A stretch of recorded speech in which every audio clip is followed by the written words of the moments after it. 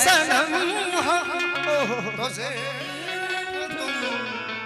से प्यार करते हैं।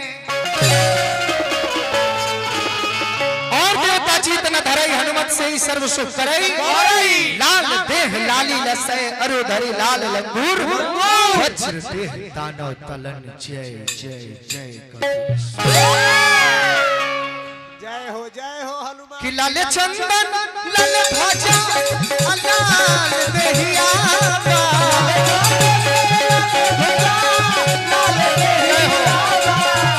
लाल चंदन लाल ध्वजा लाल देहिया।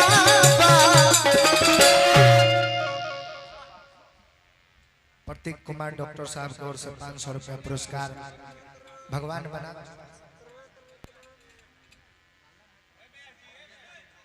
हाँ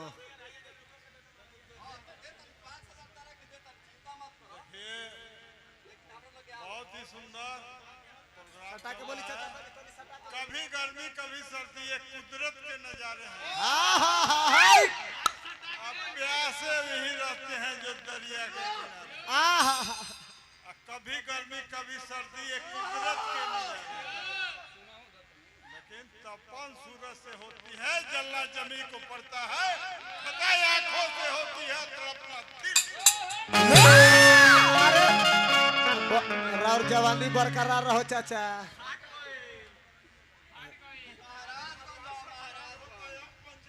62 पार होता नो। हाँ अभी 61-62 होला का। उमरिया बढ़िया बा भगवान बना के रखस। चाचा कहता रहे 80 पारों में होई। ना ना आवेला एगो गोली कोनो एगो गोली आवेला। हाँ फोर्स वो तब 80-70 साल के उम्र में हॉर्स पावर हर्ष पावर 70 साल के उम्र में आसाराम बाबू हिला देले रहे। तभी 60-62 अभी 8 बरिस खींचब रहुआ। अपनी प्राकृतिक से माटी से जुड़ल बने सन। माटी के तन धन आ दूध आ घी के शरीर है।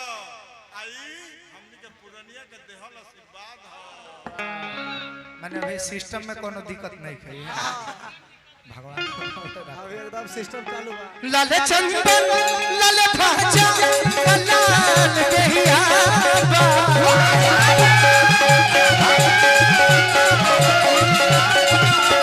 लाल चंदन लाल ध्वजा लाल देहिया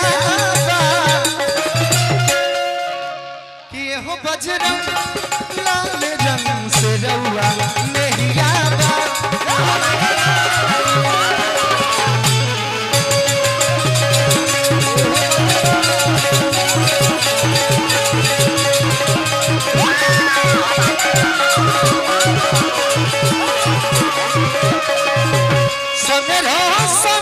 के सिकंदर में छेहिया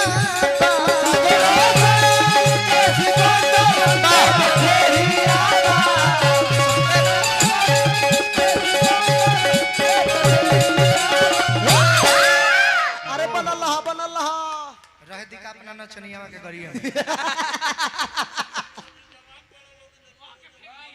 हाय हाय हेने तनी बढ़ के कि लोगो देखो। हाँ जाई तनी यूट्यूब तनी पर हेने चढ़ी। हेने आगे जाई यूट्यूब पर चढ़ब। यूट्यूब पाई तनी यूट्यूब पर। हां अब तनी अपन कलाकारी देखा। हाँ अपन जलवा बिखेरी कि संगे रहो सन के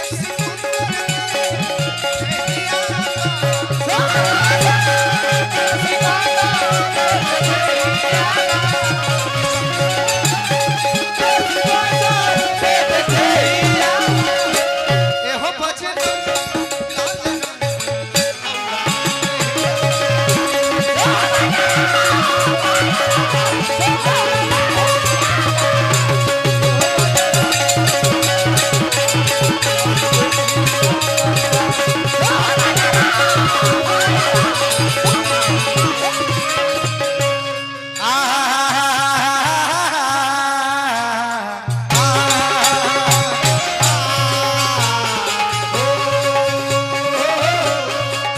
अच्छा सिद्धोल मेला माली का लड़का अखिलेश कुमार यादव हमारे भाई हमारे मित्र हैं। पुरस्कार दिए हार्दिक अभिनंदन। नमस्कार आशीर्वाद का चाहना। बैठा आयशा बैठ जा सिट डाउन लहंगा दोसर उसर नहीं खेती को लहंगा देखो तनी 8 गो मंच से पहन के आवत देखा पाह दिनेश के सिकरी पहनला से होई बाबू अपने सिकरी पहनते हैं नचनिया के हिंगे एक गो लहंगा 8 गो मंच घुमावत 4 गो लहंगा अच्छा मैंने